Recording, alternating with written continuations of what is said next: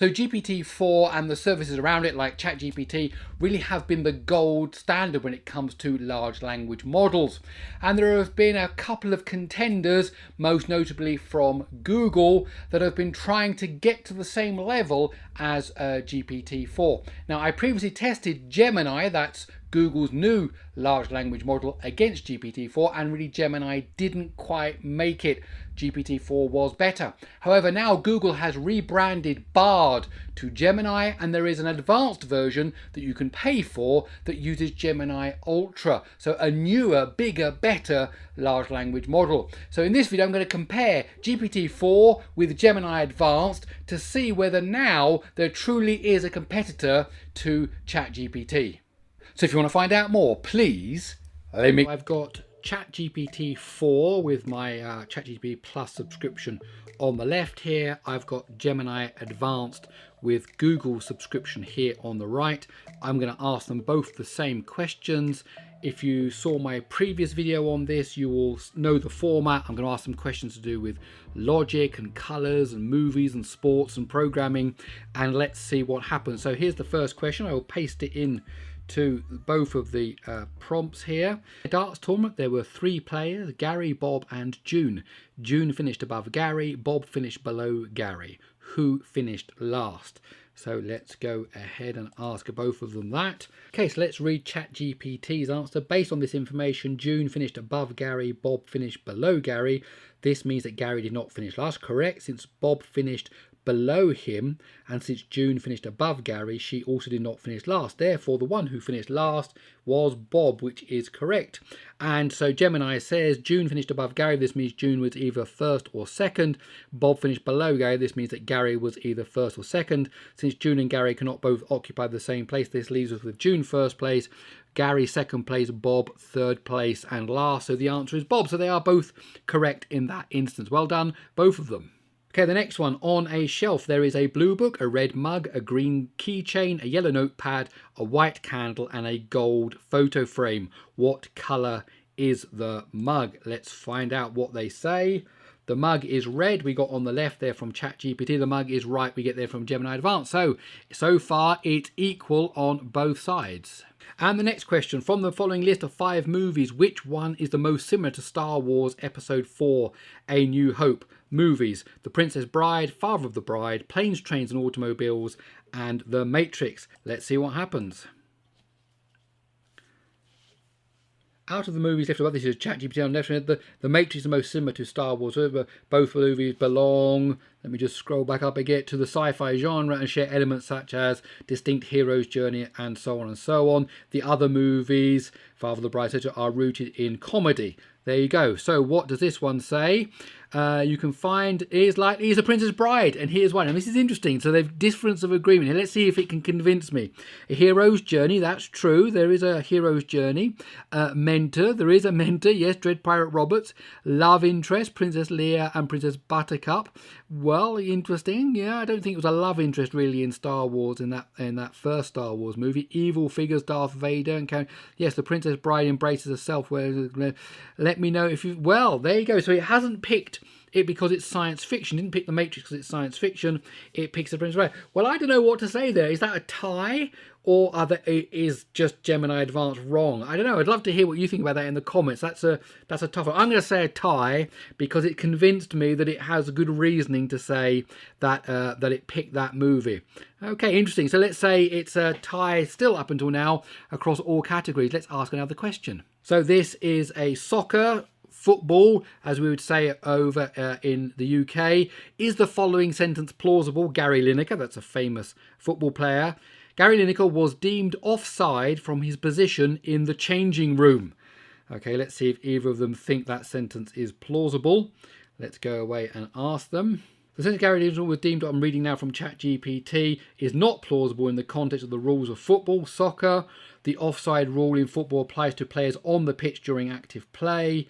However, the statement might be used metaphorically or humorously. For instance, it could be used to exaggerate a player's tendency to be caught offside so frequently they're jokingly said to be offside even when they're not on the field. but in a literal rule-based sense, a player cannot be offside. Okay, I'll give it that. I'll give it the humorous one. No, the sentence is not plausible. Here's why. Offside rule in football only applies to players actively on the field. Physical impossibility. A player located in the changing room cannot impact the play. Therefore, he or she not. The sentence might be intended as a humorous exaggeration, which is as far as outside the play guarantee was that it doesn't actually follow the rules of the game. So both of them seeing the humorous side of it, but both of them pointing out. Now this is different because when I did this video a little while back with normal Gemini, not the advanced version, then Gemini got it wrong. It got it completely wrong. So that's really interesting. So again, still a tie up until this point. Hard to see a difference between them, although of course the output is different, but you'd expect that. Okay, now a programming question. So write a Python script to perform the following. Ask the user for their name. Find the SHA-256 value of their name. That's a hash, of course. Find the MD5 hash value of the SHA-256 value found in step 2. Search the resulting MD5 hash for the letter A, either uppercase or lowercase, and print true or false if it is found or not. So can they generate this? Now this isn't an algorithm you'd find, like find a prime number or a Fibonacci sequence. This is something I've just invented out of the top of my head. So let's see what they come up with. So Gemini, absolutely, here is a Python script. So what does it do? It asks you for the name. It then looks for the 256 hash. It then looks for the MD5 hash. Oh, okay. Now noticing here, it didn't use. It put that in a variable. They didn't use that here. It just did it again. That's interesting. So that's a bit of optimization could go on there. Has letter A or letter A and then prints out. So I reckon that would actually work. That's pretty good from my first reading of it. What does this one say? So let's go over here and see what ChatGPT says. It works out. Oh, what's going on here? Is there a thing at the bottom here? Please give me your name. Okay, and then it says check hash. It's written a function, passes in the name, and then it says if contains A, which is not going to include, oh, it says own everything to lowercase. Okay, so that would work. And then it returns that, and then it's going to print out here, contains A. Okay, well, actually, let's go ahead and run both of those and see what we get. Okay, so I've copied both of those verbatim. I didn't do any changes to them. Let's run the ChatGPT one first of all. Enter name Gary. Okay, and then it's given me that hash. Does it contain an A? Yes, it does. True. Okay, so this was gem.py. Enter name Gary, the same. Just says true. Okay, let's hack it a bit so it prints out the hash for us. Okay, so it's given us the same hash and it's given us the same answer. So they're both doing exactly the same thing and they're both getting it right. Well, fantastic. Different way of doing it. The one here in ChatGPT wrote a function to do it. This one just did it all in line. But looks like it's they're both tied again. So far, in terms of the output, they're both passing all my tests. I've only got one test left, so I don't know whether I'm going to be able to come to a conclusion here. Here's the final test.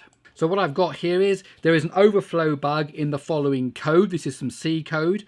And the problem is in this line here, you see when you add num1 and num2 together, you can actually cause that to overflow. And that will happen. It's inside the brackets before it gets cast to a float and before it gets divided by 2. So then you're going to get an overflow in there and that can happen. Let's see whether either of them can spot that error. Okay, so ChatGPT's come out first. The overflow bug is related to num1 and num2. That's correct.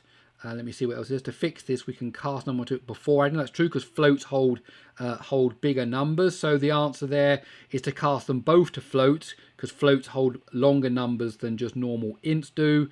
And that's correct. That would fix the problem. The problem lies in the potential integer overflow of num1 and num2. That's correct. Let's see the code it suggests to fix it. So, oh, no code to fix. Oh, it's converted num1 and num2 to long, but we know that rand just returns, probably says that up here. Let's see if it says that. The rand function returns an integer. So therefore it's making these both long, and then you're not going to get the overflow anymore because rand can only ever return an int, a max int, rather than a long. So that would also fix it. It's talking now about longs. Okay, so there you go. So different ways of fixing it, but that would fix it in both cases. So there we go.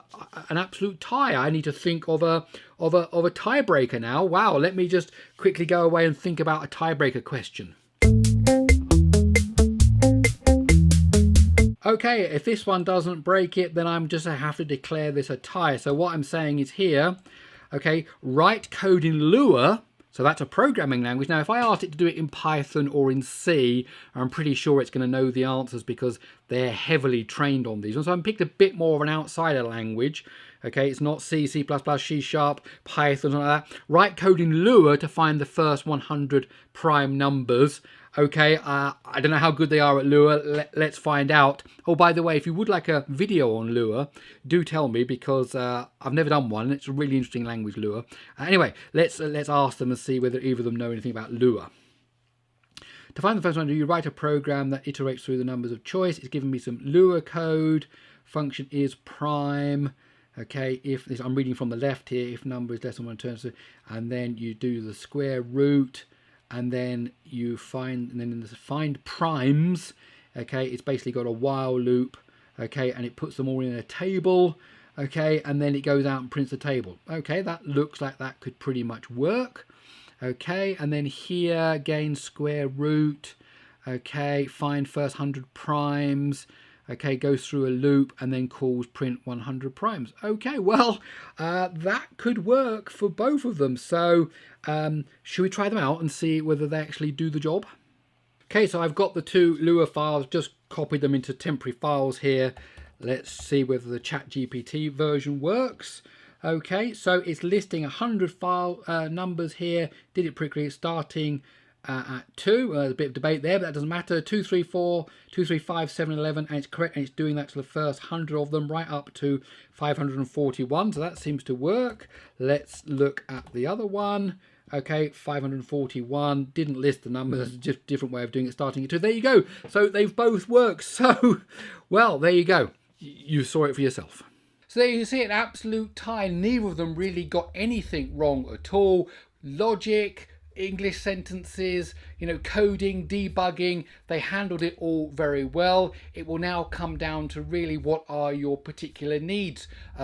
Which one is cheaper, which one is available in your area, whether using, for example, the ChatGPT via Bing, by Microsoft's Copilot is a better way, or whether you think you should get through all these kind of economic and kind of other factors now come into play that are not the actual technology. The actual technology seems to be now that Google has caught up to OpenAI. Of course, OpenAI hasn't been sleeping this time. It's currently working as well. I'm sure Google are as well. So now we really are into a true competition. Love to hear your thoughts in the comments below.